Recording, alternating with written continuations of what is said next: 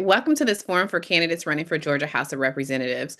There are primary elections happening on May 19th for these races. In the May 19th primary election, these candidates will appear on the ballot. I'm Hillary Lynn, Special Events Chair for DeKalb Dems, and on behalf of our organization, I welcome you to this very important event. Today, we will hear from candidates on their top 3 priorities, obstacles, and why they are best fit for the position. We are streaming live on multiple platforms, and a recording of this forum will be available on our YouTube channel. The DeKalb County Democratic Committee relies on donations and volunteers to present truthful information to the citizens of DeKalb County. To officially kick off our event, it is my distinct honor to introduce the moderator for this forum, Ms. Brianna Milan. Brianna, the floor is yours. Thank you, Hillary, for those powerful words, and a warm welcome again to our audience, and especially to our candidates joining us this evening. The Georgia House of Representatives, the People's House, is the 180-member lower chamber of the Georgia General Assembly that works alongside the Senate and governor to create laws, set the annual state operating budget, and raise and lower taxes. Serving 2-year terms, representatives meet annually for a 40-day session, serving on committees to analyze and pass legislation covering areas such as education, transportation, and judicial policy. Before we begin the questioning, let's review the ground rules that each candidate agreed to in advance. Each candidate will have 90 seconds to make an opening statement. Each candidate will have 90 seconds to answer prepared questions. Each candidate will have 90 seconds to make a closing statement. This is a forum, not a debate, so we ask that you please focus on your vision and policies, not on other candidates. The timekeeper will be displayed on Hillary's video. You will see signals indicating 10 seconds left. You will be muted to ensure all fairness for all candidates if you exceed your time. So let's get started with the opening statements. Each candidate will have 90 seconds to introduce themselves and share their vision. We'll begin with Bentley Hudgens, followed by Leisha Stafford, Zay Brewer, Elmore Alexander, and Vanola Mason. Bentley, you have the floor. Hi, everybody. Thank you for having me. My name is Bentley Hudgens. I am a human rights leader, a voting rights expert, and a union member. Y'all, I think we should be honest about the moment that we are in. We have a president who says we cannot afford childcare because we need to fund illegal wars overseas and that it should be up to the states. We have a Supreme Court that has gutted the Voting Rights Act, a crowning achievement of the civil rights movement started right here in our beautiful city. I have defended democracy for 10 years, registered hundreds of thousands of people to vote. I wrote the demand letter that got drop boxes installed throughout our state so that we could safely vote through the pandemic, during which I helped get 20,000 Georgians vaccinated. I've helped defeat over 50 hateful bills from the GOP under the Gold Dome. Y'all, I have spent the last decade protecting the right to vote, and I would love to earn yours as your next State House representative of District 90.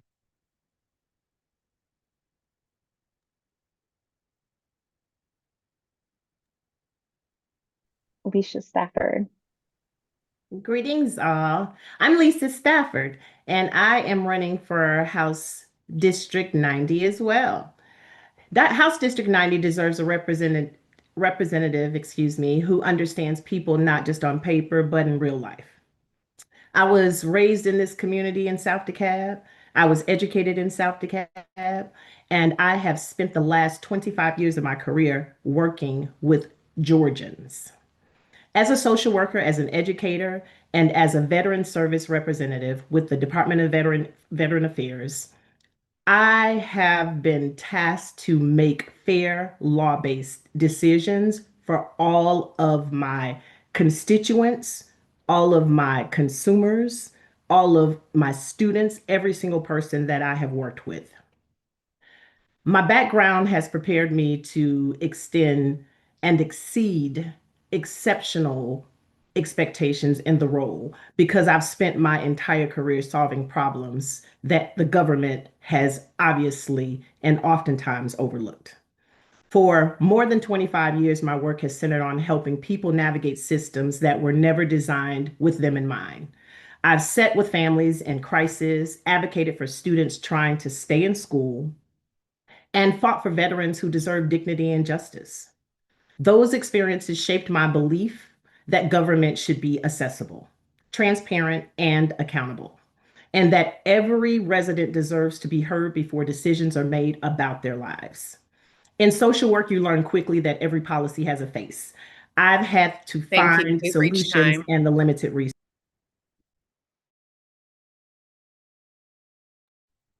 Zay Brewer.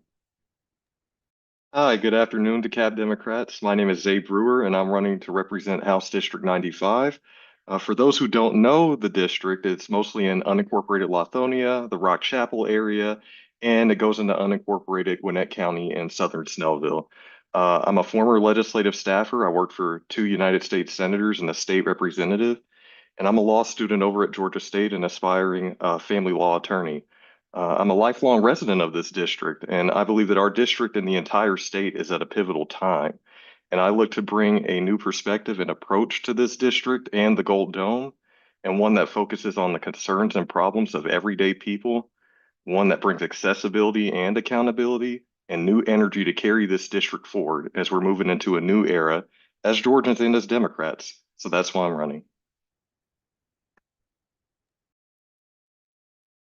Elmore Alexander.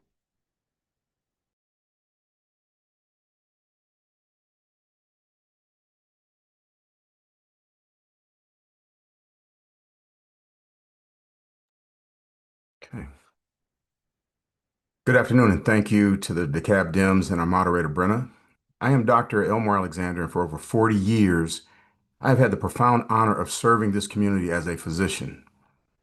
I'm a proud graduate of Clark Atlanta University, and I made history as the first osteopathic physician to become chief resident at Morehouse School of Medicine's family practice program.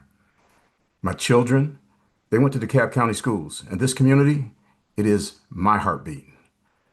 Over the past few years, listening to the concerns of families across DeKalb and Gwinnett, I have realized our deepest challenges, from arbitrary school closures to our mental health crises, cannot be cured in my exam room alone. The system itself is so very sick. Our district doesn't need another politician playing games. We need a healer. I am running for the House District 94 to bring a prescription for progress to the Gold Dome. And this will be rooted in clinical precision, all the compassion I have brought to my patients, and a data-driven leadership. I look forward to sharing that vision with you today.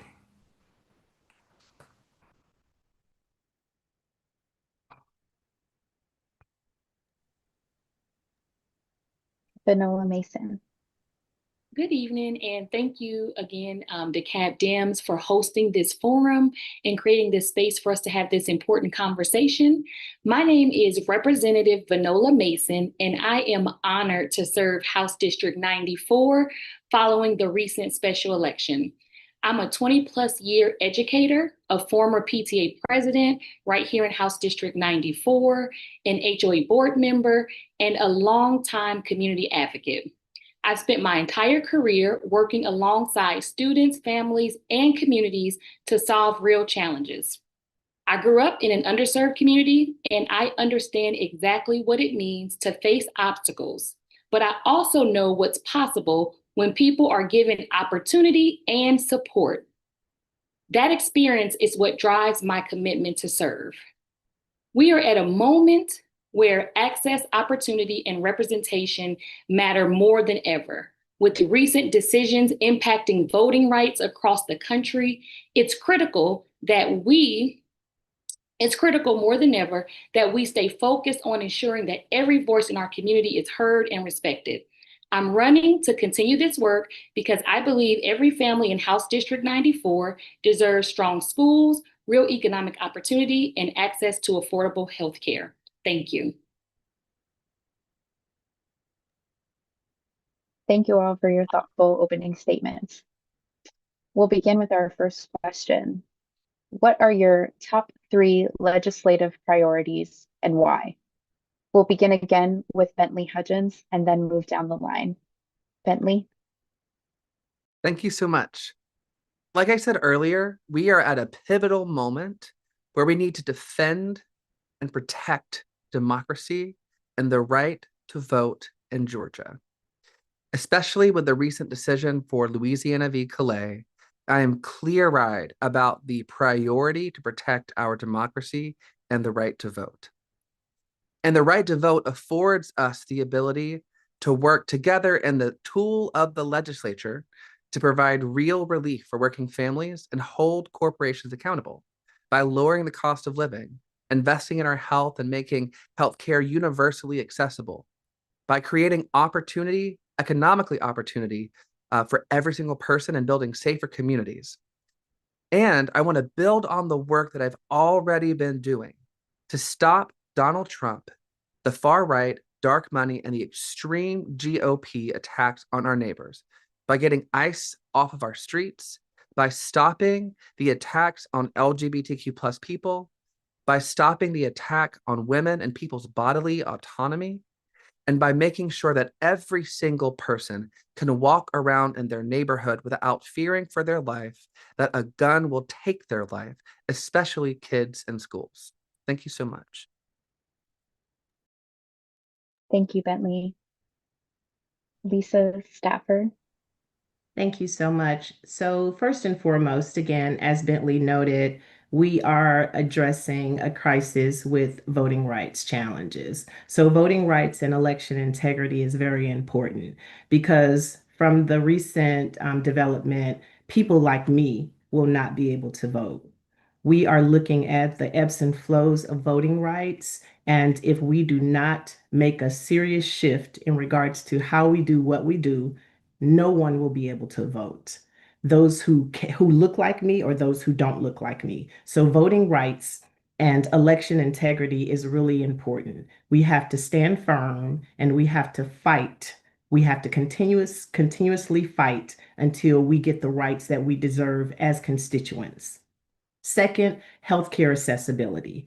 Now, Medicaid expansion is very important because there are federal dollars that are accessible that would provide individuals in the state of Georgia the ability to get the health care that they need and not have to resort to emergency care.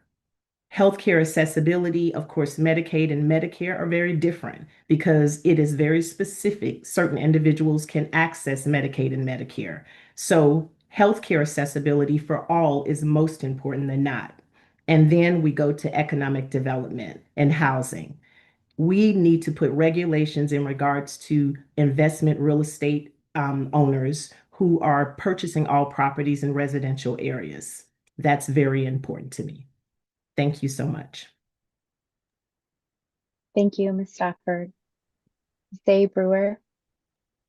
Yeah, so in my district in particular, in House District 95, my first priority would be to turn the page and bring in a perspective with a legislative focus that actually is relevant to this district and issues that matter to this district. Been on the doors for over a year now, and the things that I've consistently heard over the past year have been public education, affordability, healthcare access, what we've heard some of the other candidates speak about, as well as senior care. I think that that's something that we need to really think about, given that the baby boomer generation are, becoming 65 and up, and a lot of them are already there. And so this is a real thing as far as aging that we really have to take into account, not only as a state, but as a country. My second priority would be to deliver accountable and accessible leadership to this district that's present and engaged with our community year round, and not just when it's an election season or when they're in difficult political moments. And this district needs a revamp in legislative style and connecting with voters and how we approach governing. And my third priority would be to have better constituent services year round, whether that's with state agencies, showing up to events in the district or for constituents, or even if it's out of my jurisdiction as a state representative, to ensure that constituents are forwarded to correct offices, whether that be federal or county stakeholders. Thank you, Zay. Next, we have Elmore Alexander. My top priority in delivering a true prescription of progress to our district. First, we must protect our public education across DeKalb and Gwinnett counties. When politicians, they look at our neighborhood schools, they see population math on a spreadsheet. When I look at them, I see that they are the lifeblood of our community. And so I will demand data-driven transparency to stop the arbitrary school closures. Second, we must and have to modernize our healthcare system. In 2018, I suffered a severe traumatic brain injury and healed myself using the science of neuroplasticity and integrative medicine. We must expand access to mental health resources and bring safe, holistic medical cannabis access to our veterans and patients in pain, putting science over political stigma. And third, we will use visionary, data-driven leadership to rejuvenate our local economy.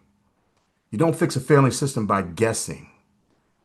You look at the data, you diagnose the root cause, and you prescribe a cure. By supporting small businesses with the same clinical precision, we will ensure sustainable growth for District 94. Thank you.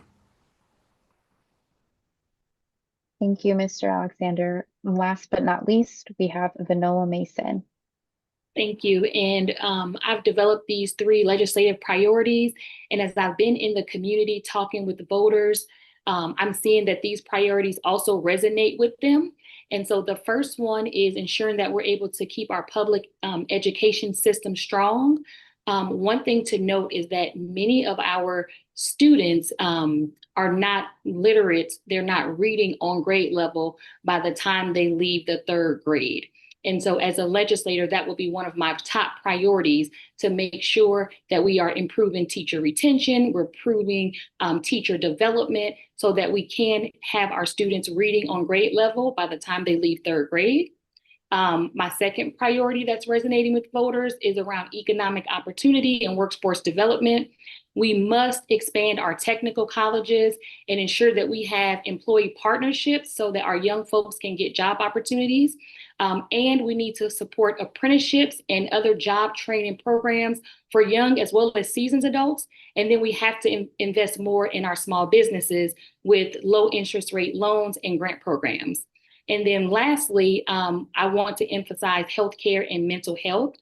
We need to expand access for our working families and our seniors. We have to strengthen our mental health services inside the community as well as inside of our schools. And we need to focus on preventative care. Thank you. Thank you all. Let's move on to our next question. What is your number 1 obstacle and how do you plan to overcome it? And we will begin with Elmore Alexander.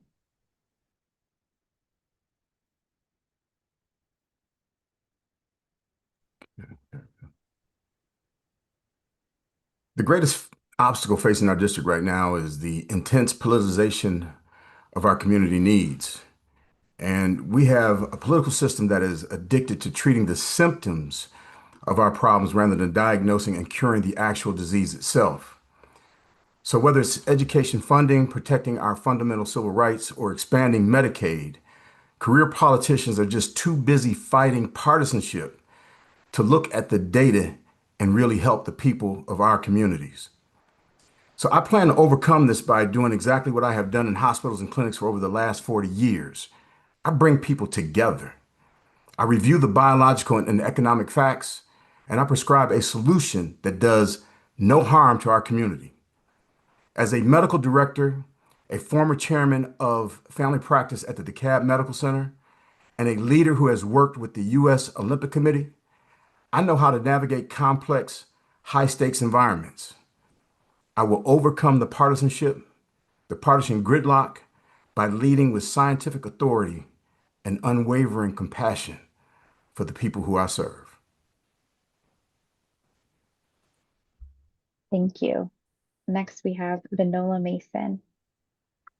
Thank you. So many obstacles, many things that can get in the way of us being able to do good work.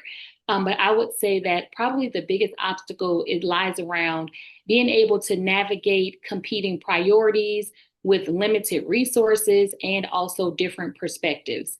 And so part of what makes me a unique candidate is that one of my superpowers is around building relationships across perspectives. And I'll do that early. I've actually already started that work. I'll be focusing on and continue to focus on practical and results-driven policies. I'll use my experience in collaboration, in problem solving, and then also implementation in order to stay grounded in the community's voice so that I will be able to solve the problems of the people and to be able to deliver results from the House. Thank you. Thank you. Next, we will have Zay Brewer. Yeah, I couldn't tell if this question was our biggest challenge as a candidate or if we are elected, but I'll go ahead and answer both.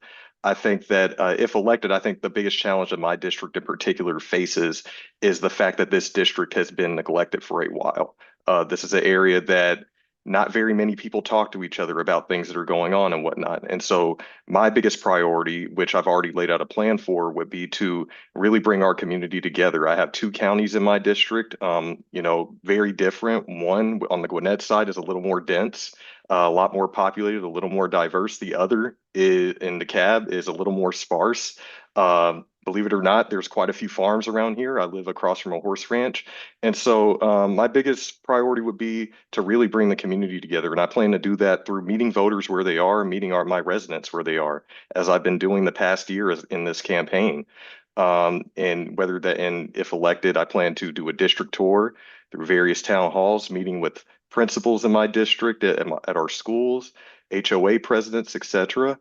And as a candidate, I would say that the biggest obstacle that I face is big money. But I think that ultimately, big money does not defeat a good message. And so I am the only complete grassroots candidate in this race, in this district, and I look forward to continuing that work because our message is resonating. Thank you, Zay. Next is Lisa Stafford. Thank you. So the biggest obstacle I would say would be education and collaboration of constituents. My district is ranged from South DeKalb upwards to Morningside, East Atlanta, Edgewood, and those areas. We can learn from each other and not create situations whereby monies and collaborations are split.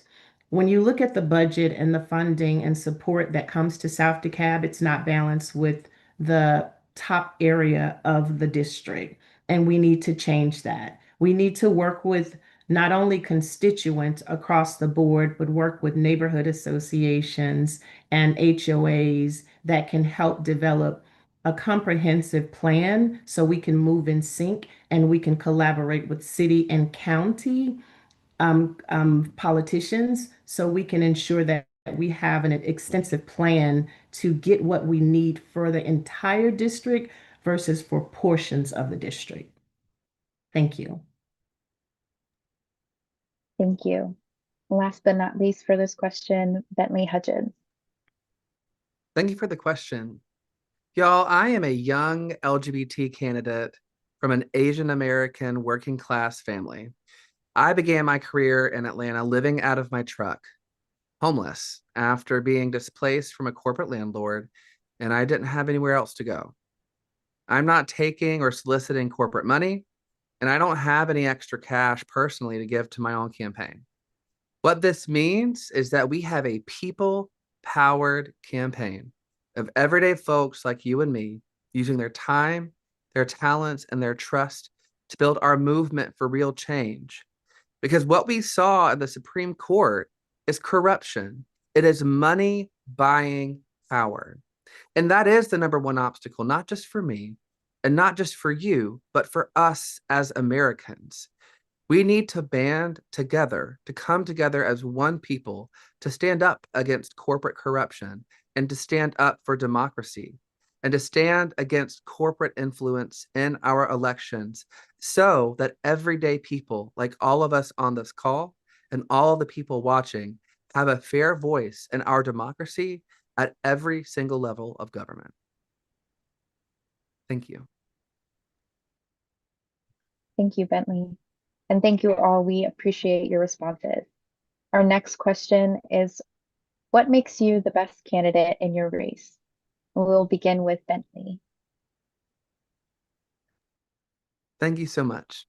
I am the most qualified person in this race because I am ready to use the tool of the legislature to not only lead this district to our brightest future, but to lead our party. Like I said, I have registered and helped register hundreds of thousands of people to vote.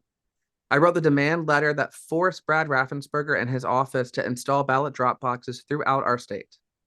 I've shut down the session when Brian Kemp and his party tried to legislate in the dark during the pandemic, alongside of my advocacy partners. I've stopped over 50 GOP bills under the Gold Dome. I have helped pass legislation at every single level of government, including getting funds, $300,000 to redo my neighborhood park to help stop gun violence. I've been endorsed by the AFL-CIO, by the Human Rights Campaign, by the Young Democrats of Georgia, by the Georgia Conservation Voters, by the New American Leaders Action Fund, by Georgia Equality, many more, and 18 of my future colleagues, including one who has recently retired, Senator Elena Parent. I am the most qualified and the most ready candidate in my race to deliver on the needs of our district and the people of Georgia. Thank you, Bentley. We will move on to Lisa. Thank you. I am the most qualified candidate because for the last 25 years, I have worked in the realm of social work and education, working with students, working with veterans, working with individuals who have barriers when it comes to education and housing. I've done the work. I've done the work in Atlanta. I've done the work in DeKalb County. I have an ample amount of resources when it comes to grassroots organizations who are willing to collaborate to consistently forge the gaps when it comes to individuals not knowing what they need to do and how they need to do it to get what they need. We are not people-centered enough. And from a social work perspective, wraparound services will give us what we need in our district to get where we need to go. We are in a crisis when it comes to health, the economy, and all other things under the sun. You need a social worker and an educator to help collaborate and know how to deal with people first, to know what they want, so we can take it to the Gold Dome and fight and fight and fight. Thank you. Thank you, Ms. Stafford. Next, we'd like to hear from Zay. Yes, so what makes me the most fit in this district is the present time that we're in and also the experience that I bring.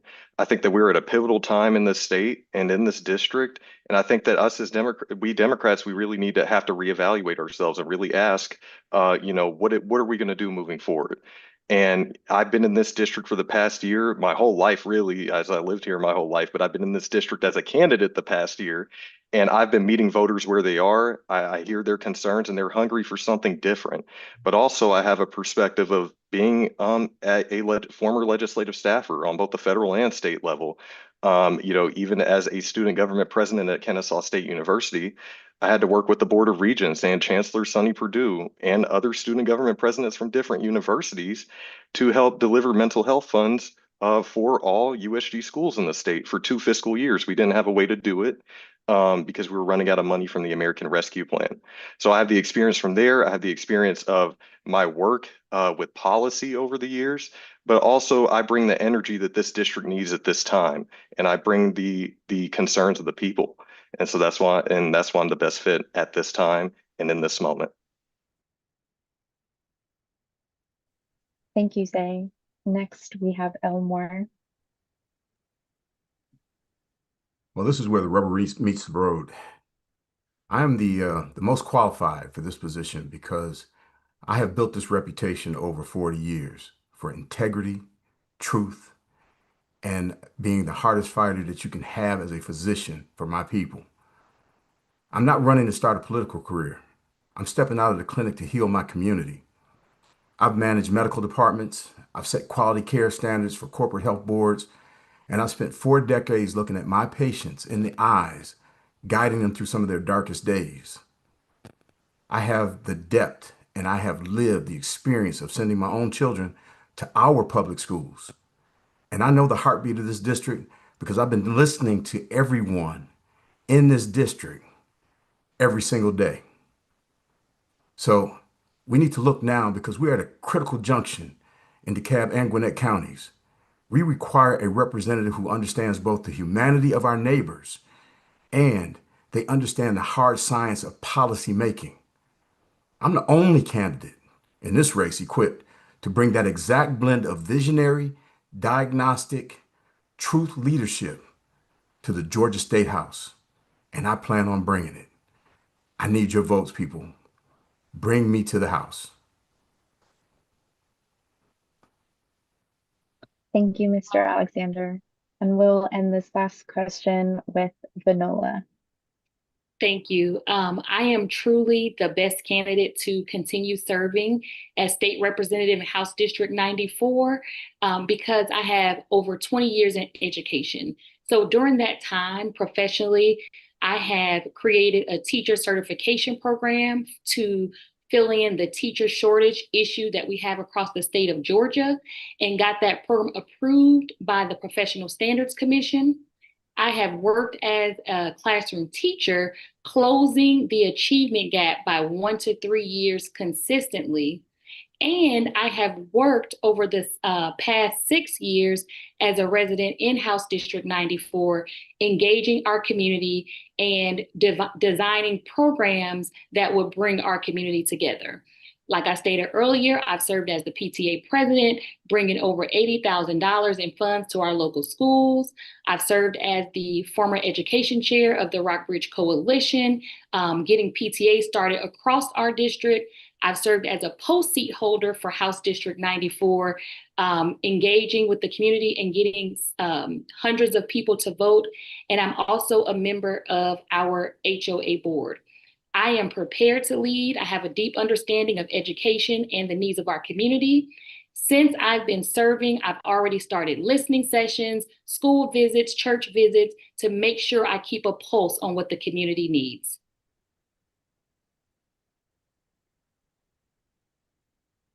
Thank you, candidates, for all of your thoughtful responses. We'll now move into our closing statements. Each candidate will have 90 seconds to share final thoughts with our audience. We'll begin with Elmore Alexander.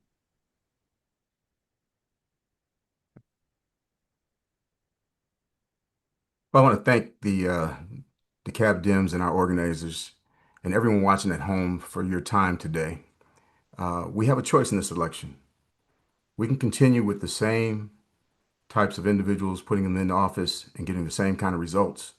We can stay with the status quo of treating our communities like numbers on a spreadsheet, or we can send someone that is different, someone that brings a new flavor, somebody who will get to the root cause of things. We can send a healer to the House.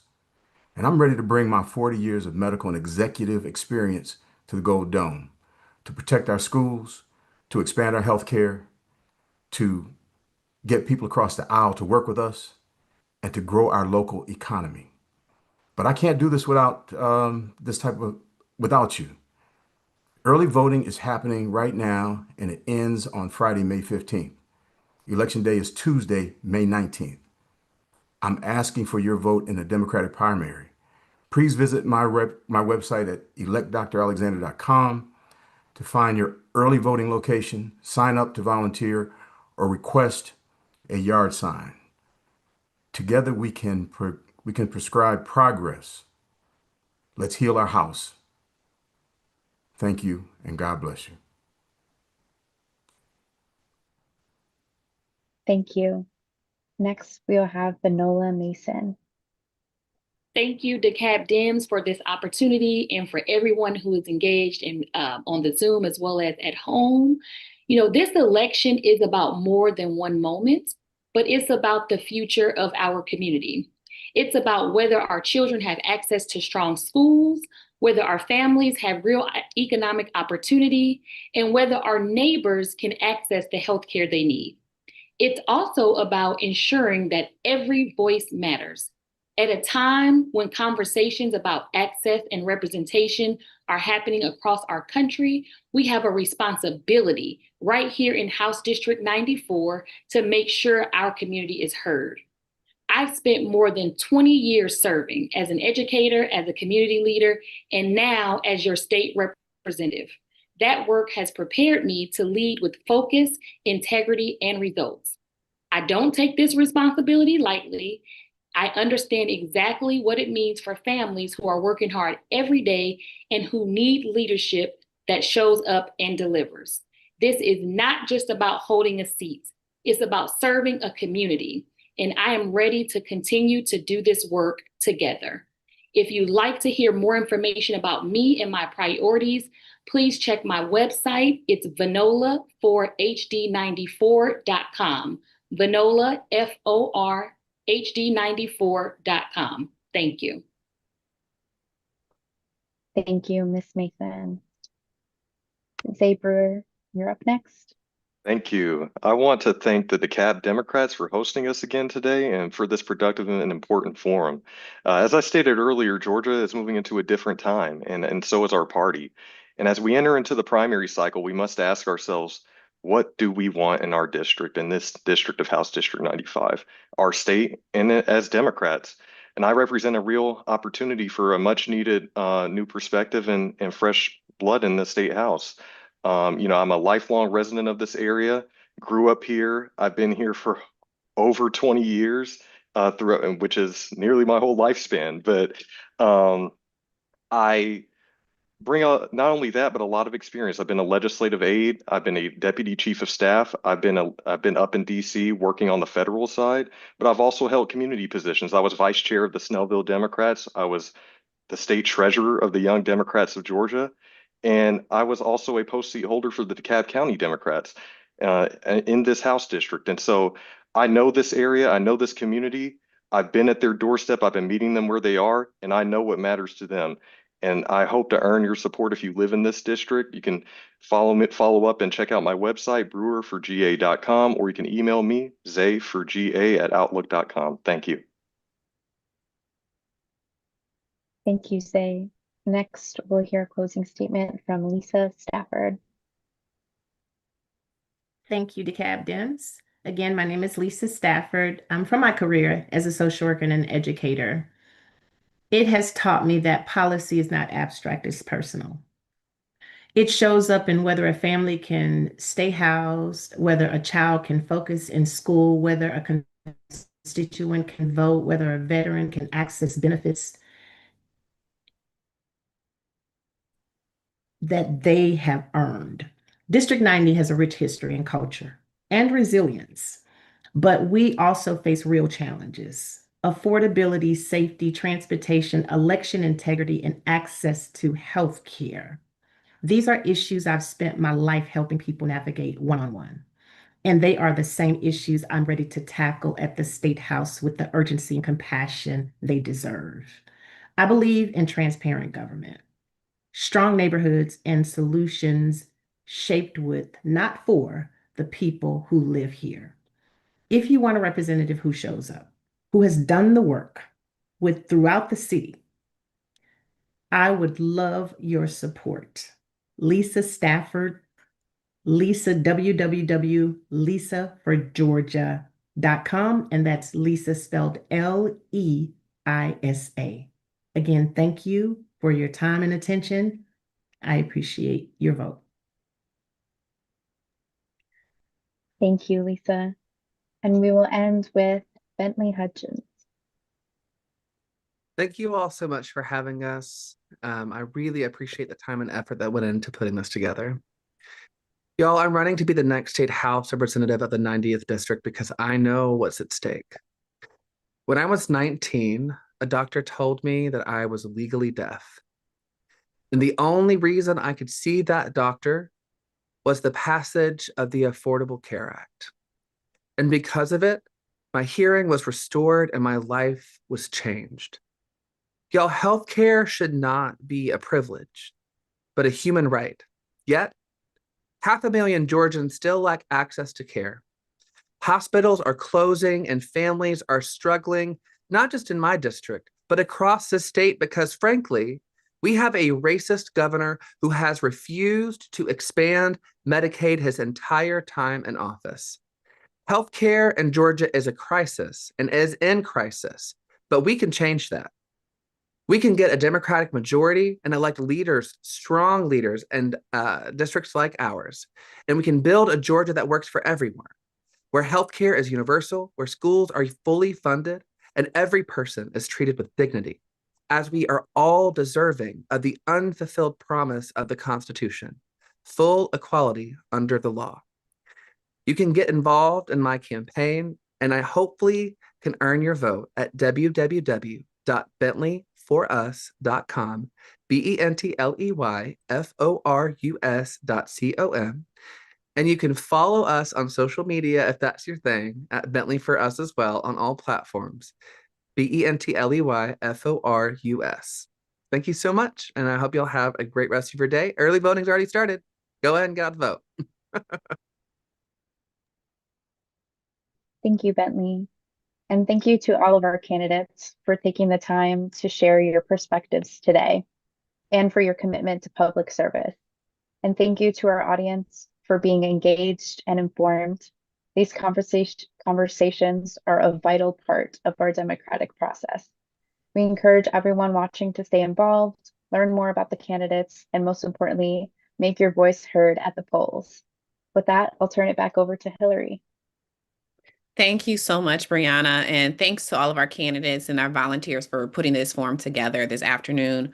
On behalf of everyone, we thank everyone in the audience for joining us as well. An event like this does require volunteers, and I want to personally thank Gloria Moore, who's the chair of candidate recruitment, and our Zoom operator, Amy Farrell. While we are volunteers who present events like this to keep our citizens informed, we do have expenses, and we ask for your financial support. Please consider a small amount or monthly recurring donation to power Democratic wins here in DeKalb. Please check your voter registration to make sure that you're actually able to vote in this upcoming primary that ends on Friday, May 15th, 2026. The primary election date is May 19th, and if there is a runoff, that election will be held on June 16th. A recording of this forum is available for viewing and sharing on our YouTube channel, as well as a webinar recently presented on why elections matter. These are in the chat. Please visit DeKalbDems.com to discover ways to engage in activities right here in DeKalb. We are building our communities and encourage each of you to connect with local events and calls to actions that affect your neighbors. Finally, it was a pleasure for DeKalb Dems to present this information to you today. We wish each candidate a successful campaign, and we thank you all for joining us.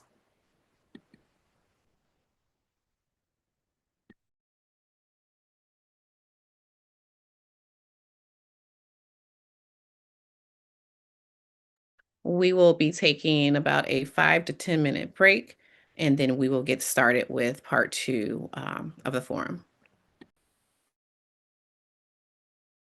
This was a fabulous forum. Y'all were so organized. Thank you so much. I'll see you you. later. Thank you. We appreciate it for you attending. Thanks, everyone. We appreciate you. Thank Thank you. you all. Thank you.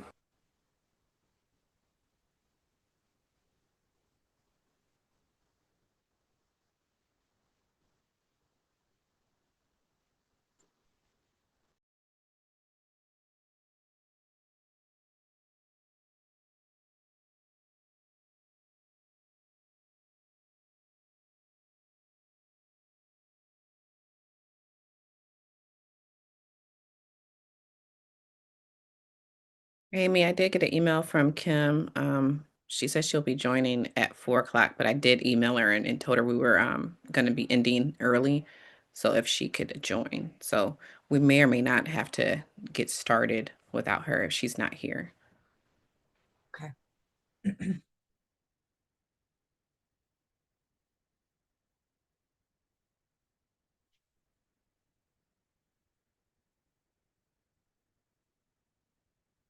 I'm gonna, for anyone watching the live stream, I believe I can pause it. So I'm just gonna go ahead and pause the live stream so all this doesn't record, but we will start back up. Let's give everyone a time. Let's see. We can get started at 3:55. Would that work? 3:55. Yeah, so 3:55 we'll be restarting the stream. Okay. It looks like that only paused the Zoom recording, so I think it's still live streaming, but that's okay. No problem.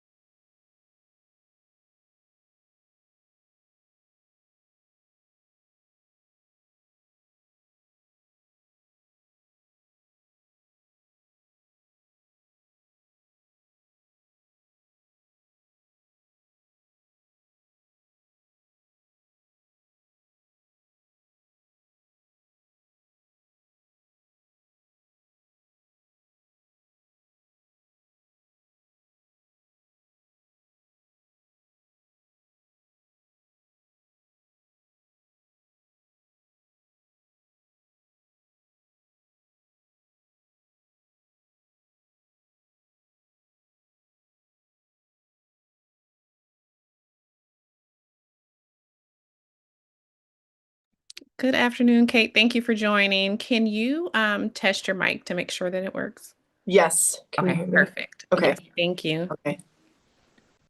We'll be getting started at 3:55.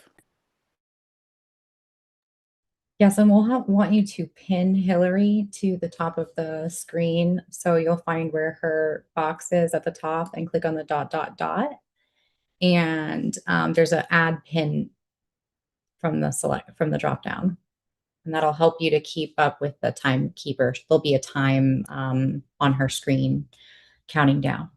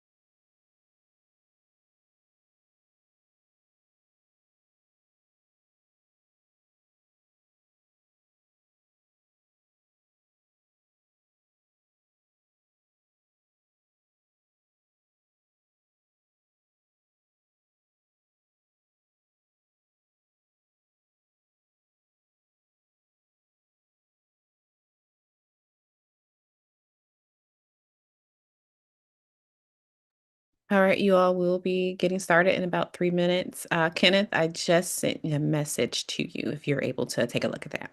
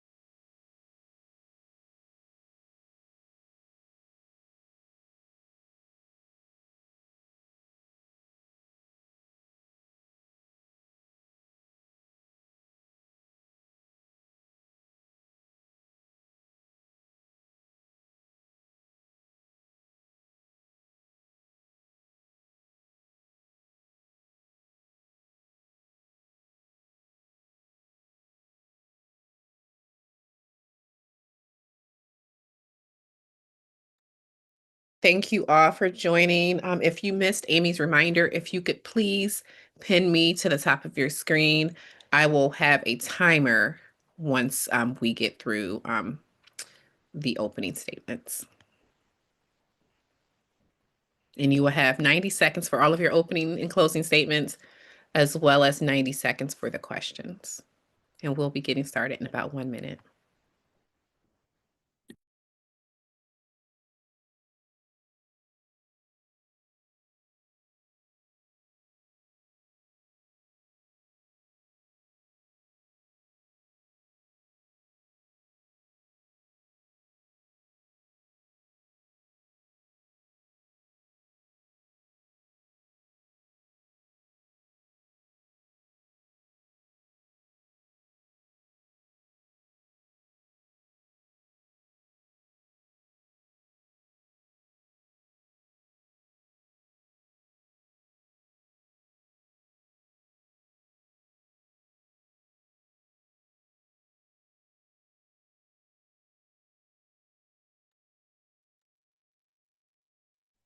Good afternoon, everyone. Welcome to this forum for candidates running for Georgia Senate. There are primary elections happening on May 19th for these races. In the May 19th primary election, these candidates will appear on the ballot. I am Hillary Lynn, Special Events Chair for DeKalb Dems. And on behalf of our organization, I welcome you to this very important event. Today, we will hear from candidates on their top 3 priorities, obstacles, and why they are best fit for the position. We are streaming live on multiple platforms, and a recording of this forum will be available on our YouTube channel. The DeKalb County Democratic Committee relies on donations and volunteers to present truthful information to the citizens of DeKalb County. To officially kick off our afternoon, it is my distinct honor to introduce the moderator for this forum, Mr. Kenneth Royal. Kenneth, the floor is yours. Thank you very much, Hillary, and for the powerful words. And a warm welcome again to our audience and especially to our candidates joining us this evening. The Georgia State Senate is one of the most powerful legislative bodies in our state. State senators have the authority to pass or block legislation on education funding, healthcare access, voting rights, and criminal justice reform. They approve the state budget, confirm gubernatorial appointments, and serve as a critical check on executive power.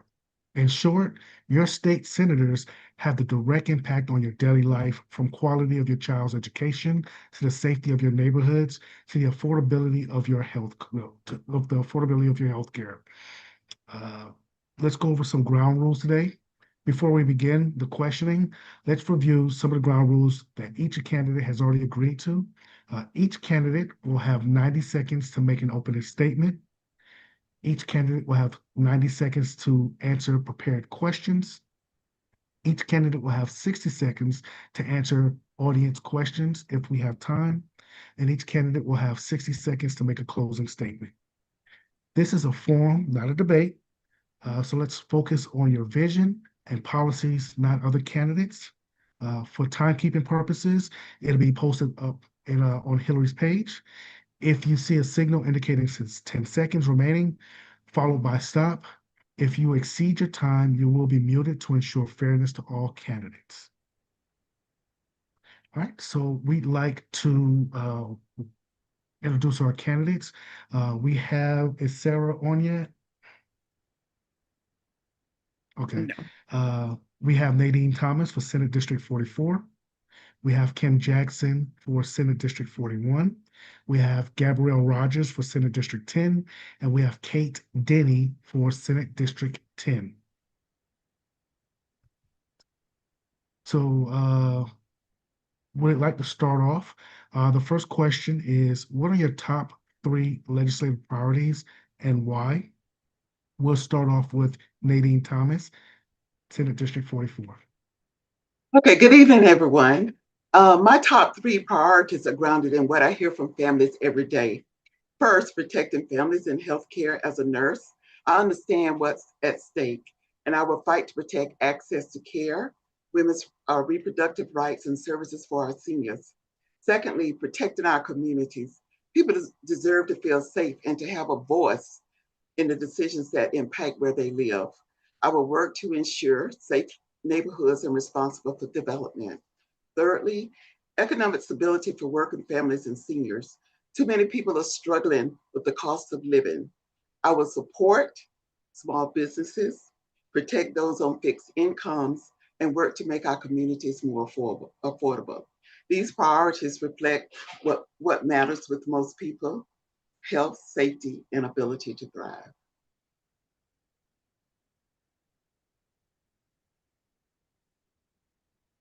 Thank you. We will start next with Kim Jackson, Senate District 44. Well, hi, I'm actually going to go ahead and do just a brief introduction. So for folks who don't know me, I am State Senator Kim Jackson. I am running for re-election in Senate District 41. I've had the great honor and privilege of serving the people of Georgia in this seat for the last 6 years. So this will be seeking my fourth term.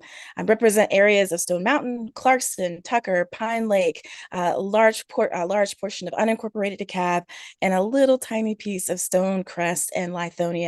A large part of my work in the last 6 years has really been a strong and dedicated commitment to passing legislation that makes real difference for the lives of Georgians all across the state. Had the great honor and privilege of passing over 6 bills that have been introduced statewide and are now laws that protect women and children who are victims of stalking, of domestic violence, laws that make sure that those who have really struggled to just get a place in life and be able to have safety, particularly after violence, are able to move to safety.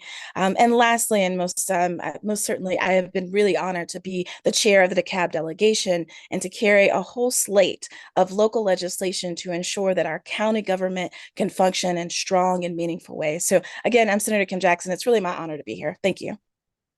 Thank you. For a point of clarity, my apologies. I did skip a portion of the introductions. So thank you very much, Kim Jackson. We'd like to go next with Sarah Draper for her introduction at Senate District 44.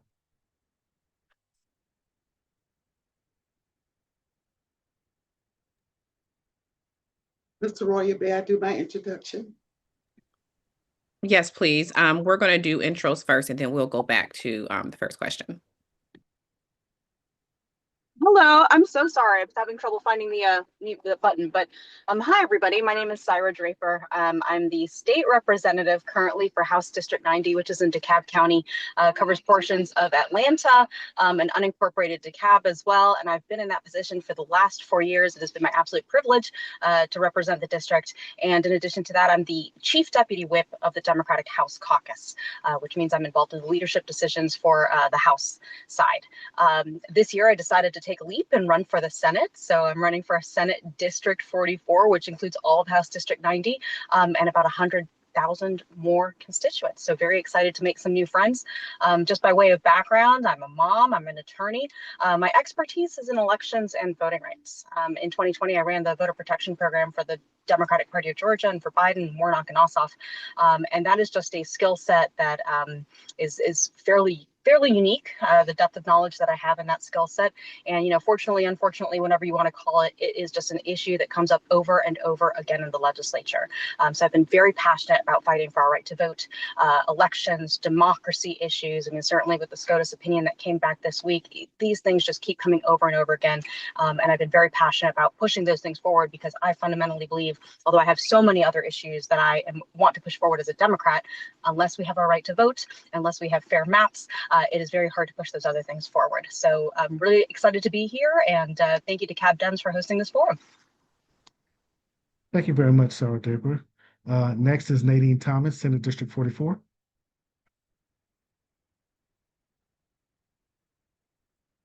You're on mute.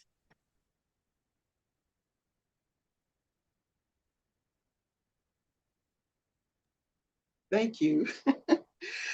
My name is Nadine Thomas. I am a registered nurse, healthcare administrator, and a former state senator, and I became the first African-American woman elected to the Georgia State Senate. I'm running now to serve you again in Georgia Senate District 44. I've spent my life on the front lines, caring for patients, supporting families, and fighting for communities that too often feel overlooked. Right now, people are concerned about their health care, their safety, their economic stability, and the future of our democracy. I've done this work, delivering real results, and I'm ready to do it again with integrity, compassion, and strength.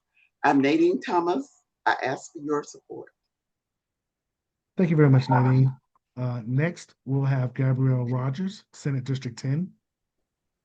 Thank you so much. Well, good afternoon to the DeKalb Democrats. This is your friend, your colleague, past post-seat holder, precinct captain, past House District Chair, and past president of the DeKalb Young Democrats, Gabrielle Rogers, running to serve as the next state senator for District 10. This is an open seat and opportunity to elect fresh leadership with fresh results and fresh vision. And we cannot afford to elect the same type of leadership that we've already had over the last 25 to 30 years or pretend of our best interests. But fresh leadership does not mean you have no experience. I have a proven track record from creating the first ever DeKalb County Women's Commission, bringing stakeholders together, over 80 stakeholders, to provide resources in health, economic empowerment, professional development, and education to over 400,000 women here in DeKalb County. In addition to that, being able to serve as the regional organizer for the Harris Walks campaign, for the Harris Walks campaign DeKalb office, and being able to elevate voting rights and register voters and young people. Lastly, I serve as the National Chair of Youth and Young Adult Collegiate Affairs, being able to build coalitions across sectors and across businesses. I'm a wife of a union worker, a small business owner, and in that role, I'm able to allow organizations, government entities to build resources to maximize their potential. So I'm asking for your support and your vote. As we know, early voting, Gabrielle Rogers for State Senate. Thank you. Thank you very much, Gabrielle. And finally, Kate Denny of Senate District 10. Hi, my name is Kate Denny. I'm obviously a Democrat. I'm running for State Senate District 10, and this is an open seat. It's a wonderful area. Our district goes from La Vista, Pangbourne, down to Stockbridge and Henry County, and then out to the Rockdale line of Stonecrest. So we've got a lot of really wonderful communities that we need to protect, and then we have a lot of things that we need to work on. Our district has almost 20% of our homes are corporate owned. 70% of the people that have food insecurity do not qualify for SNAP. They make too much money, but then not enough money at the food pantry I work at every single week. It's working people coming in their MARTA uniforms, or they work at stores and they just have no help from the government. It's also a district with a lot of Title I schools. Obviously, we know that our schools are underfunded. Our formula that we use is 41 years old. That needs to be updated. It's just something that's not been addressed, and I'm looking forward to addressing that. We also have our minimum wage in Georgia is still $5.15, which is like abysmal. So I really want to, thankfully I've been endorsed by unions, and I want to raise the minimum wage and protect our right to organize, and I have a lot of hope for us. I have never run for office before. I'm actually a trauma ICU nurse, and I'm a problem solver, and I'm compassionate, and I have strong principles, and I'm not afraid to tackle these things. I look forward to earning your vote. Early voting, started. My platform is kateforstate.com. Thank you very much. All right, next we'll come back to our prepared questions for our candidates. The question is, what are your top 3 legislative priorities and why? And we'll start off with Sarah Draper, Senate District 44. Okay, so I love this question because, in the House and in the Senate, in the legislature, Democrats are in the minority. So, there's a lot of really big ideas that I would like to see move forward. But of course, we would have to take at least one chamber or the governor's office in order to move those things forward. Things like Medicaid expansion, for instance, is a really easy one. I feel like that's very low hanging fruit as far as being able to help a maximum number of people and do it at a cheaper rate than what we're paying right now in healthcare. But data centers is something that strikes me as a really big issue that perhaps we can move forward, even being in the minority. This year, well, in Senate District 44 alone, there's 5 data centers that are being proposed right now. And the communities in which they're being proposed, people have really big feelings about whether they want these in their communities. And I think we need to have a kind of holistic approach about whether and when we put data centers in our communities. That's something that the state legislature is in the position to be able to do. And in fact, last legislative session, there were 20 proposed bills that had guidelines and kind of instructions for how we would consider each data center, but the legislature failed to pass any of those bills despite bipartisan concern. So that is something that I think we really need to move forward. And then another one that I'm looking at is one that I've been looking at every year that I've been in the legislature, which is common sense gun reform. That is one of those issues where the public is so far apart from what the legislature is willing to do. The overwhelming majority of Georgians want basic gun safety measures put in place, like really, really basic stuff like pediatric safe storage. If you have a gun in a household with a child, that you have to keep it locked up. You have to keep the gun locked up. These are not, crazy things that we're asking for, and yet the legislature has failed to even consider any of these bills.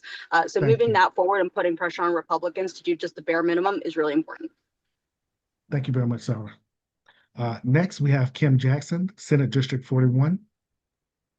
Thank you so much for that question. I come from a place of it takes us covering the basics first. So from where I stand, the most important priority is first protecting our voting rights. If we can't vote, our democracy just will not thrive. And so I will come from a place of spending the last 6 years really fighting to protect for voting rights, for access to the ballot, and we'll continue that work.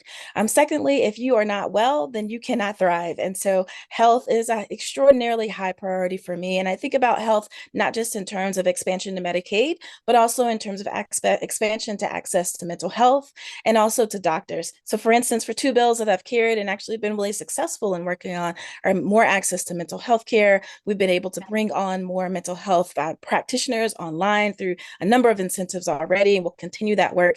And then just this last year, I was able to pass along with some colleagues a bill to give an opportunity for those who were licensed in another state or another country to practice as physicians. We now have a pathway for them to be licensed here in Georgia so that people who come from another country who have all this cultural relevance in our very diverse county will be able to bring that online and will have greater access to medical treatment. And then finally, it's safety. Fundamentally, if you are not healthy, if you cannot vote, and if you are not safe, you cannot thrive. And so I have a high priority for making sure that we implement all number of things from gun safety to making sure people are able to be safe and secure in their houses when they are victims of crime.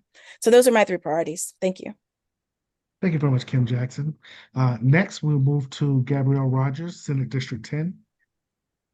Yeah, so after talking to both counties in DeKalb and Huron County, there are 3 top priorities that's important to us in Senate District 10.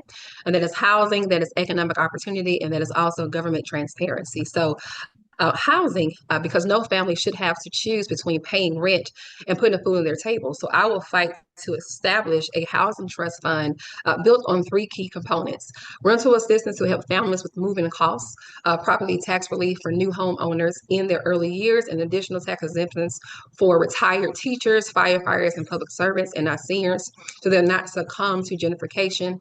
And we must also think boldly about transforming our dead strip malls into affordable housing, and ensuring corporate developers invest back into our communities and hire local talent. Secondly, my priority is expanding economic opportunity. We need good paying jobs right here at home, and so small businesses are the backbone of our district. And I'm committed to helping them grow and thrive. Our champion state grants expand business incubators through our technical colleges and ensure fair access to state contracts. I also push for workforce development programs that prepare our residents for high-paying careers in tech, skilled trades, and green industries. Finally, I believe transparency and accessibility are the foundation of effective leadership. And government should work for the people openly, efficiently, and with integrity. That's why I will host monthly town halls, create open data dashboards, and provide real-time updates on legislative actions. Thank you. Thank you very much, Gabrielle Rogers. Next, we'll have Kate Denny, Senate District 10. Yeah, I mean, there's so many things that we need to address, and narrowing it down to three is actually really hard. I think at the top, though, is wages. As much as we need to bring in businesses, and I absolutely agree with Gabrielle on that, it's businesses don't want to come when nobody has any money to spend. So I feel like we need to raise the minimum wage, whether we tie it to inflation or we give cities the opportunity to control their own wages or counties. That's a huge priority for me. A legislative priority is increasing our minimum wage. It's also related to our right to organize. We need to be able to organize in unions. That's another way we can get our raises higher. So, our wages higher. Like this is the backbone, really. We need more money in these areas and away from these corporations and these huge CEO bonuses. People need to be making more money. I'm also really focused on education. We just have such a huge disparity between how we fund these schools. Our quality basic education formula is 41 years old and it doesn't take into any consideration poverty or technology. So we've got these schools that they do not have enough money. And so we've got to fund them equitably instead of just based on an equality formula. That's a huge problem. We need our children to be educated, and I'm really focused on that. I've got actually 3 of my kids are in DeKalb elementary schools, and so I see the disparities. The third thing is data centers. Yes, absolutely. They need to be regulated. People need to be protected is what it comes down to, right? Corporations are going to find a way in no matter what. And so we need to be protecting our citizens. Thank you. Thank We you. reached time. Thank you. All right. For clarity, the question we're asking is, what are your top 3 legislative priorities and why? Larry Johnson, Senate District 10.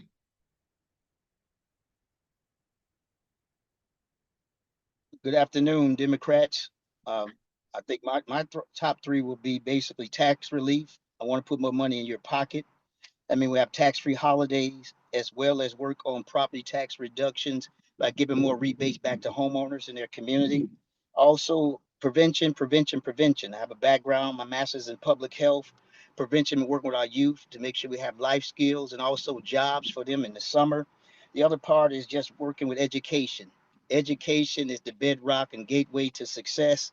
Keep college tuition lower, work more closely with my WIN program, which is workforce investment, next gen, where I team up with our trades, as well as just centers and make it happen. Also opportunity zones. I want to expand those in Henry and DeKalb County, where small businesses who hire workers will get a tax deduction up to $3,500. And so those will be my 3 priorities as we move forward to make a great, thriving District 10. Thank you very much, Larry Johnson.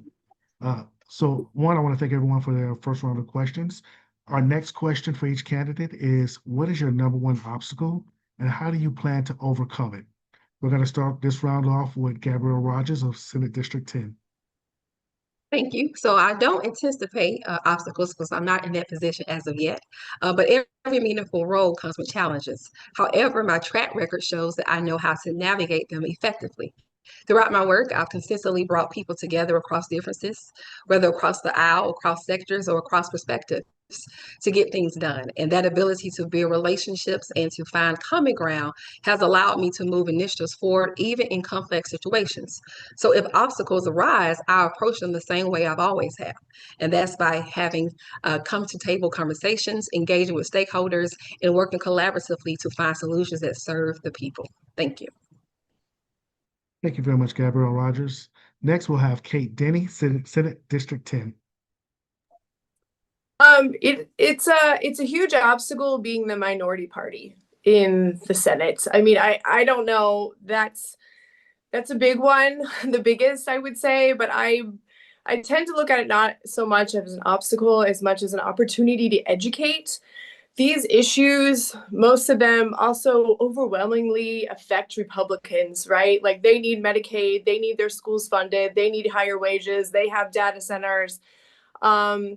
So it's really an education thing. And if their leaders are not listening, their representatives are not listening, then it's educating their base. And that's something that I really love doing as a trauma nurse. There's a lot of patient education all the time so that people can make informed decisions. And it's working. Like reaching out to some of these Republicans is working. I actually had several Republicans in a parade with me at the county line this last Saturday because they're seeing that their leaders are not doing what they want. So, I can't do direct, I'm not a direct representative for them, but I can encourage them to call their state senator or state rep. And that is how we gain some traction being the minority party, is educating the Republican base.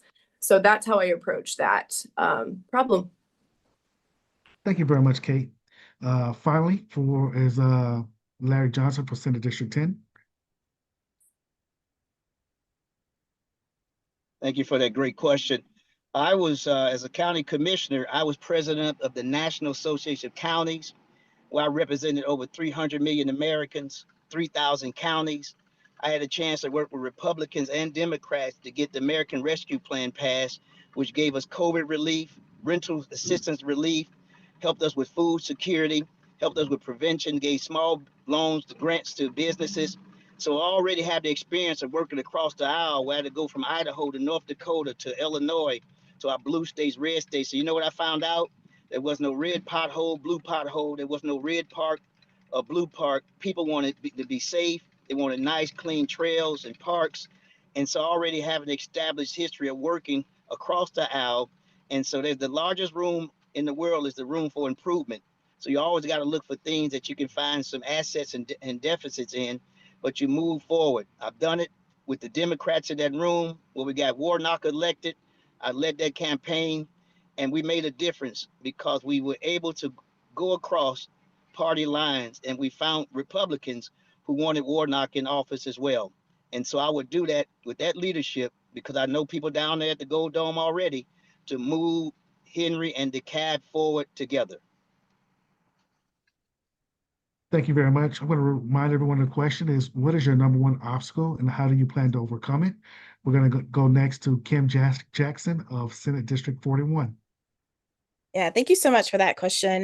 Certainly some of my colleagues have already hit on some really important things, but I want to lift up a money issue. I believe that fundamentally Georgia has been disinvested from intentionally by the Republican Party for the last 20 years. And so while people talk about we have a $14 billion surplus, that is true, but is only true because every single agency across the state of Georgia has been chronically underfunded. Essentially, I like to make the metaphor, it's like saying I have $10,000 in the bank, but you still have you still have a hole in your roof. That's what we're operating on. And so in order for us to be successful, in order for us to move Georgia forward, we're going to have to raise money. We're going to have to raise revenue, and that's going to come in ways that people are not necessarily going to be excited about because you raise revenue through mostly taxes. And so I recognize that that's a huge obstacle. But the fact is, if we want to have really great education and have a poverty weight for our formula to make sure that our schools are properly funded, if we want to make sure that we expand Medicaid, if we want to do all of these really incredible things, we're going to have to raise revenue in a way that has been extraordinarily unpopular and will likely continue to be unpopular. So in order for us to get over that obstacle, I need us to go out and win in November. We have to elect a Democratic governor. We just have to. That's the only way we can do this work and win. Thank you very much, Kim Jackson. Next, we'll go to Nadine Thomas of Senate District 44.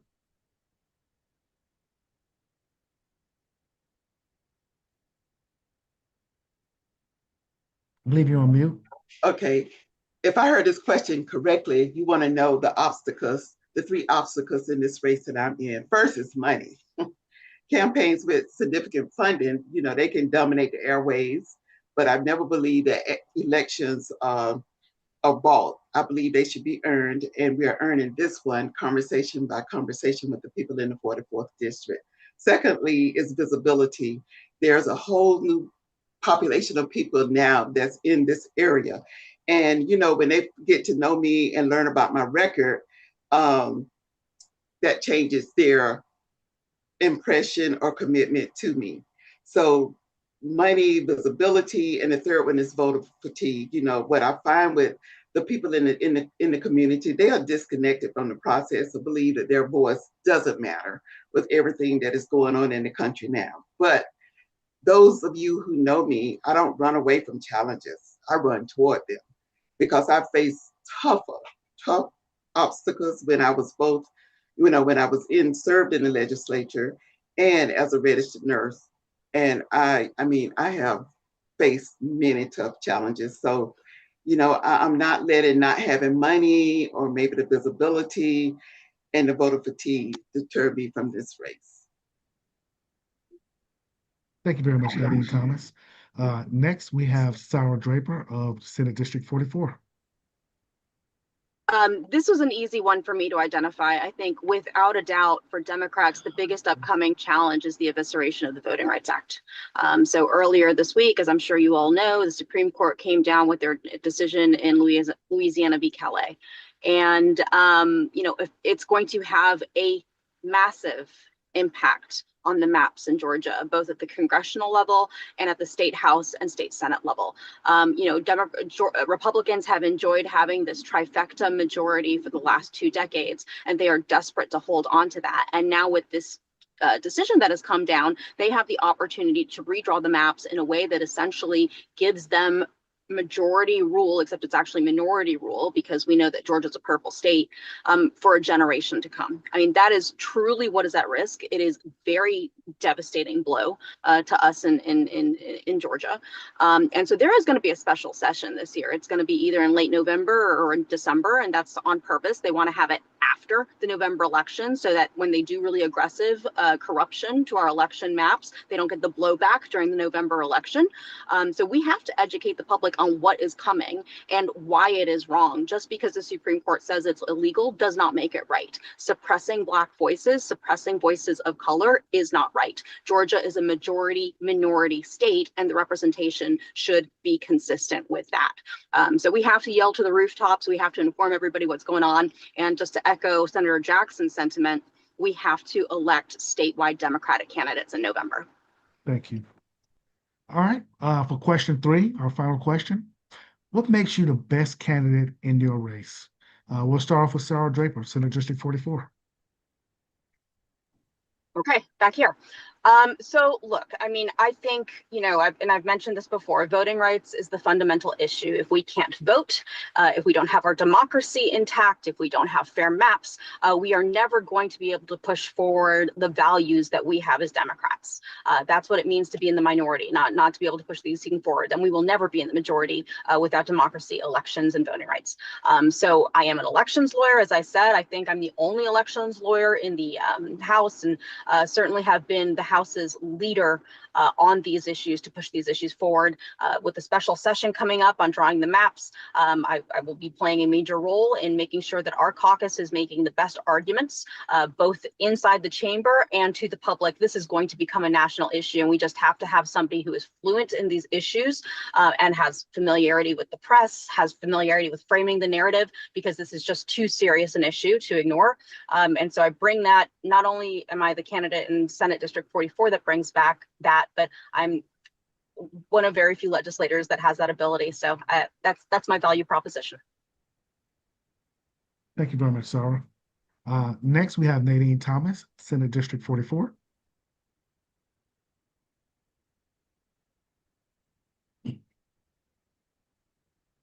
Ms. Thomas, I believe you're on mute. I'm so sorry. I believe I'm the best. I believe I'm the best fit because I bring both experience and perspective that match the needs of the community. I've worked on reapportionment. I've I've had to go before the federal courts because the district I first represented, Citrus District 10, they said the district was gerrymandered. The district changed, and now the district Senate District 10 is like it was back in the 90s. I've served as a state senator where I delivered real results, and I've spent my career as a nurse and healthcare administrator working on the front lines with families every day. I was able to get legislation passed to allow mother and baby to stay in the hospital 48 and 96 hours. I served as a subcommittee chair on appropriations. I understand the legislative budget. I understand policy. I know how to navigate government, build relationships, and get things done. Right now, we just don't need ideas. We need leadership that can deliver from day one. I'm not preparing to lead. I'm ready to lead. Thank you very much. Next, we'll have Kim Jackson, Senate District 41. Yeah, thank you. So I've had the great honor and privilege in just short 4 years becoming the highest ranking woman in the state Senate. And that is not by accident. It's because I've spent tireless amount of work learning the rules, building the relationships, and figuring out a pathway to make Democrats successful, even in the minority. There are not very many people who really can say that they know how to pass legislation from the very beginning of concept all the way to the finish line. But I am the single Democrat in the entire Senate and House who has passed more legislation, statewide legislation, not House, not local bills, but actual statewide legislation. I've passed more than any single Democrat across the state. So that's the kind of energy that you want to keep going forward in this state legislature. I'm also the best candidate because fundamentally I bring my whole self as both a priest and a pastor to the work of the legislature. When it comes to building relationships, because I've spent my entire adult life serving as a pastor, there's no one better at doing that than pastors and priests.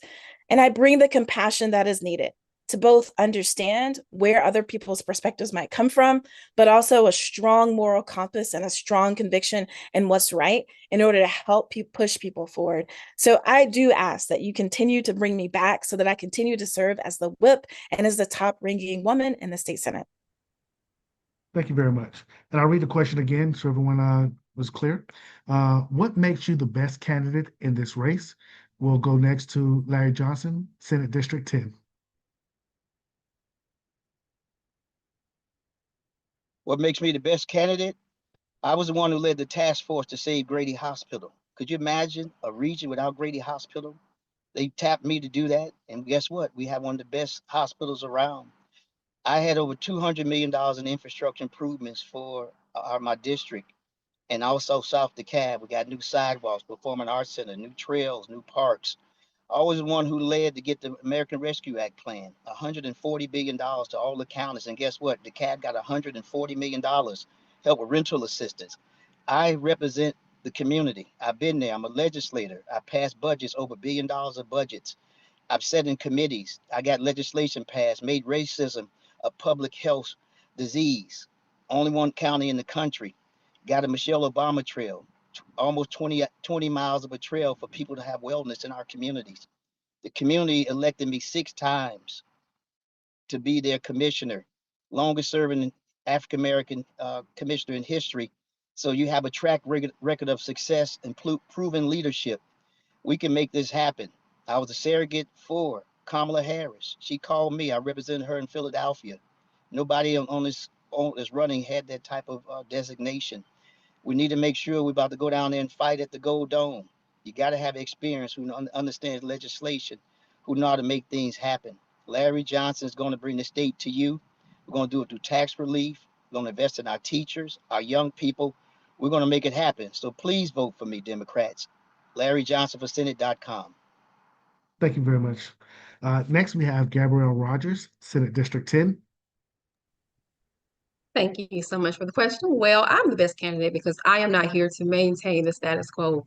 I'm here to transform it. And before ever running for office, I have proven results, driven leadership, and rooted in real experience. I've led organizations, managed multi-million-dollar budgets, built partnerships, and delivered measurable outcomes that directly impact people's lives. I don't just talk about solutions, I execute them. As a fresh face in our new district, I'm not tied to politics as usual.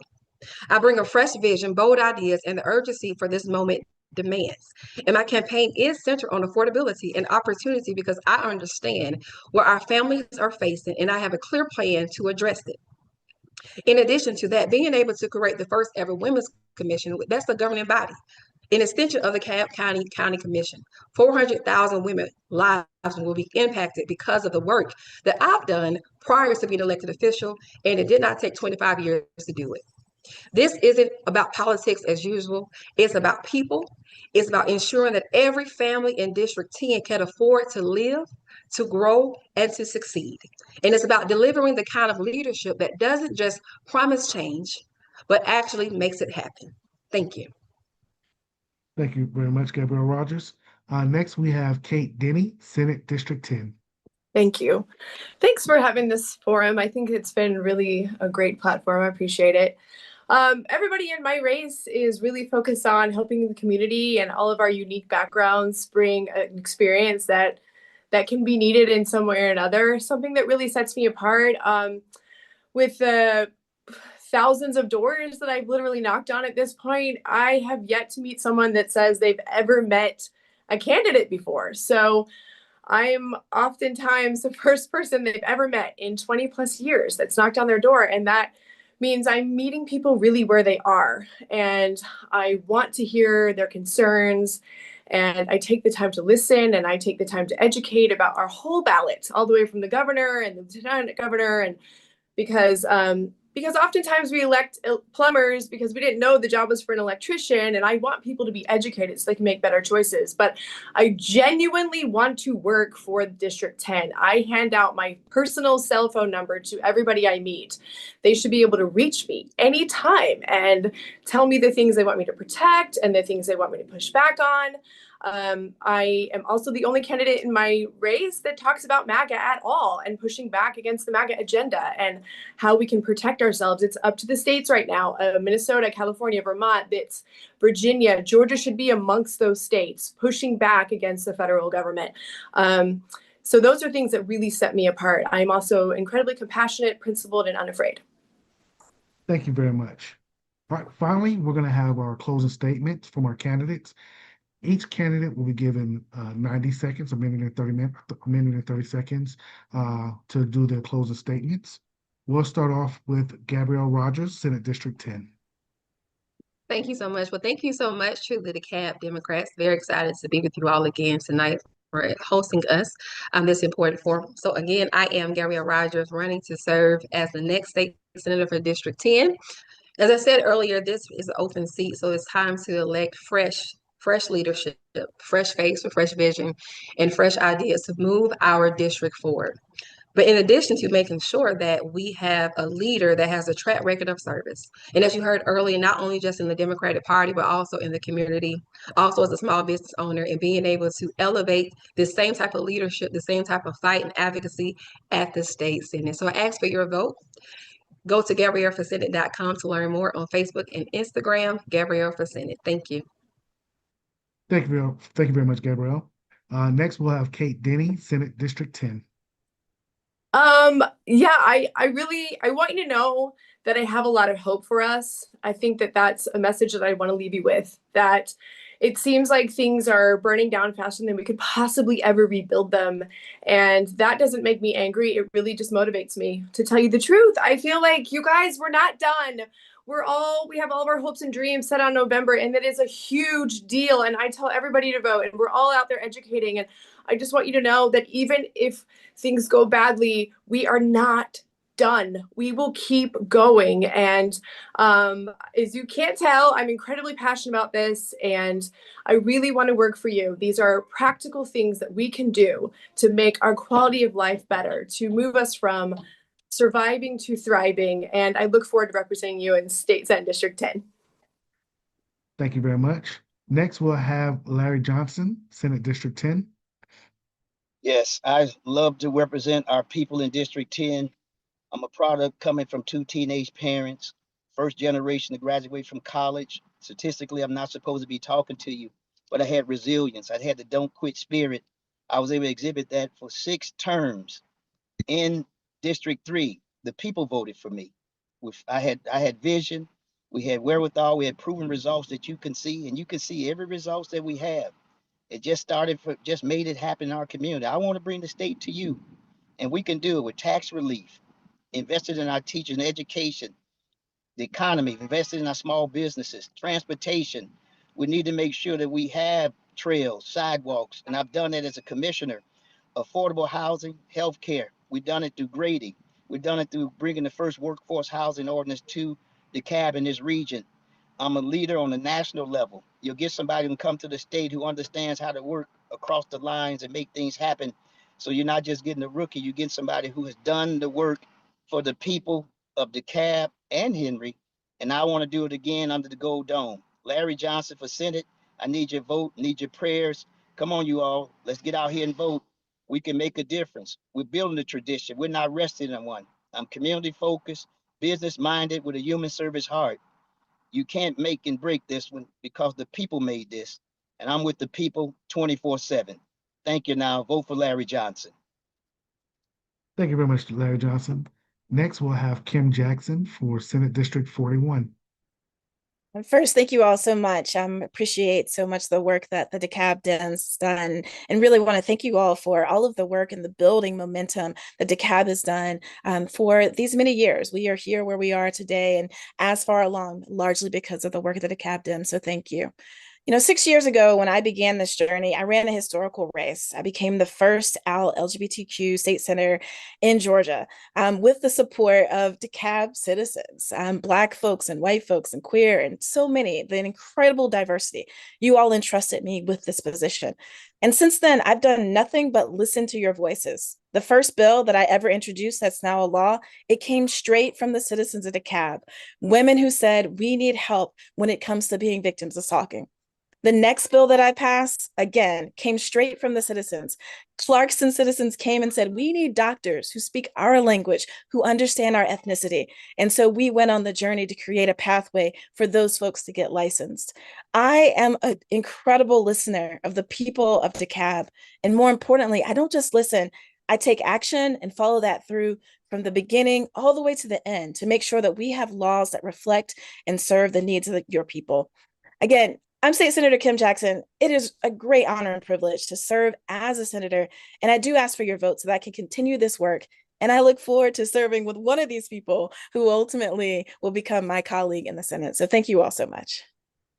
Thank you very much, Kim Jackson. Next, we have Nadine Thomas, Senate District 44. First of all, I want to thank the DeKalb Democrats for putting on this town hall. And I'm so impressed with the candidates who are here today. But in Senate District 44, it comes down to one thing: who will stand up and fight when it matters the most.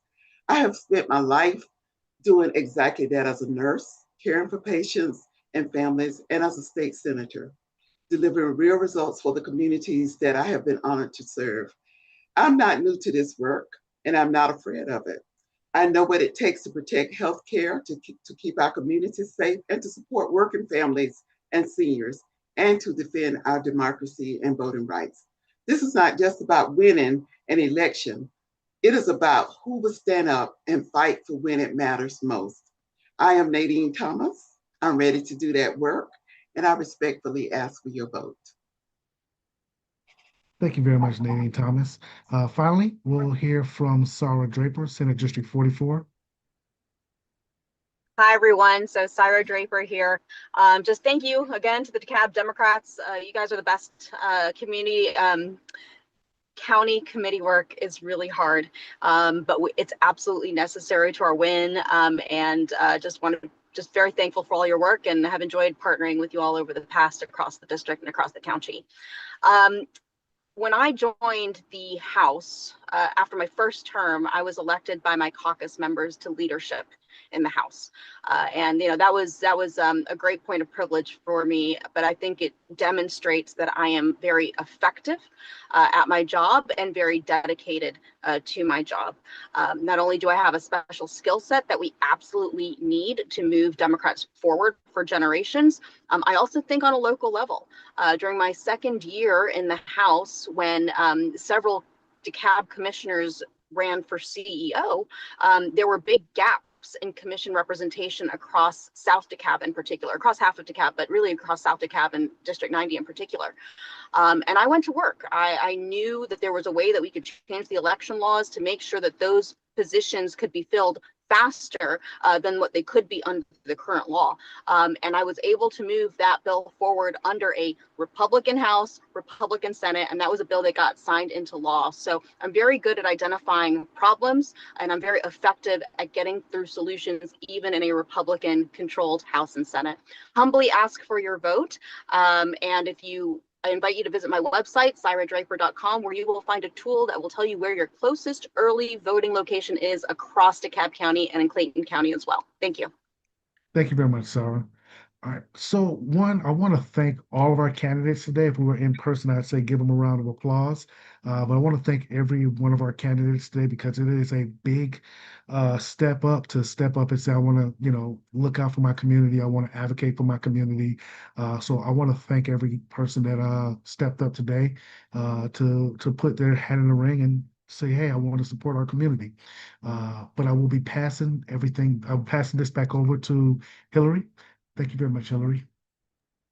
Thank you so much, Kenneth, and thanks to all of the candidates and volunteers who helped put this forum together today. On behalf of our team, I want to thank everyone from the audience for joining us. An event like this requires volunteers, and I want to personally thank Gloria Moore, who's chair of candidate recruitment, and Amy Farrell, who was doing the Zoom operation today. While we are volunteers who present events like this to inform our citizens, we do have expenses, and we ask for your financial support. Please consider a small amount or monthly recurring donation to power Democratic wins here in DeKalb. Please check your voter registration to make sure that you can participate in the primary election. Early voting for that does end on May 15th. The election date is May 19th. If a runoff is necessary, that election will be held on Tuesday, June 16th. A recording of this forum is available for viewing and sharing on our YouTube channel, as well as a webinar recently presented on why elections matter. These are in the chat. Please visit DeKalbDems.com to discover ways to engage in activities right here in DeKalb. We are building our communities and encourage each of you to connect with local events and calls to action that affect your neighbors. Finally, it was a pleasure for DeKalb Dems to present this information to you today. We wish each and every candidate a very successful campaign. Thank you all for joining us.